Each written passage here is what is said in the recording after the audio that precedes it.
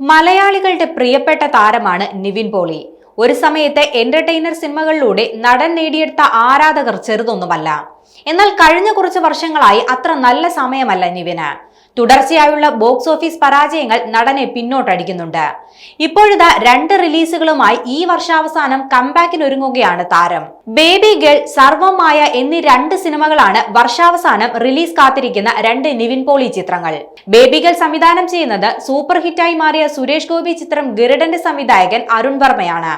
എക്കാലവും മലയാളി പ്രേക്ഷകർക്ക് സൂപ്പർ ഹിറ്റുകൾ മാത്രം സമ്മാനിച്ച ബോബി സഞ്ജയ് തിരക്കഥ ഒരുക്കുന്നു എന്ന പ്രത്യേകതയും ഈ ചിത്രത്തിനുണ്ട്.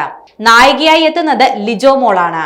നിവിൻ പോളിക്കൊപ്പം മറ്റൊരു പ്രധാന കഥാപാത്രത്തെ സംഗീത് പ്രതാപ് അവതരിപ്പിക്കുന്നുണ്ട്.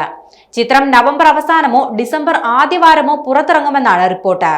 മാജിക് ഫ്രെയിംസുമായുള്ള നിവിൻ പോളിയുടെ 2ാമത്തെ ചിത്രമാണ് ബേബി ഗേൾ. ഒരു ത്രില്ലർ മൂഡിലാണ് സിനിമ ഒരുങ്ങുന്നതെന്ന സൂചനയാണ് പോസ്റ്റർ നൽകുന്നത്. അഖിൽ സത്യൻ ഒരുക്കുന്ന സർവമായ നിവിന്റെ വലിയ പ്രതീക്ഷകളുള്ള സിനിമയാണ്. ഒരു ഹൊറർ മൂഡിലാണ് ചിത്രം ഒരുങ്ങുന്നതെന്ന സൂചനയാണ് നേരത്തെ പുറത്തു വന്നത്. സിനിമയുടെ ടീസർ നേരത്തെ തന്നെ പുറത്തു വന്നിരുന്നു.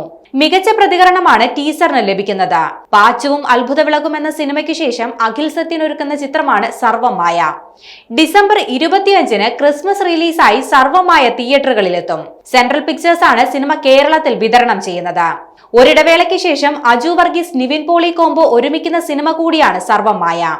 ഇതോടൊപ്പം തമിഴ് ചിത്രമായ ബെൻസിലും നിവിൻ പോളി വില്ലൻ വേഷത്തിൽ എത്തുന്നുണ്ട്.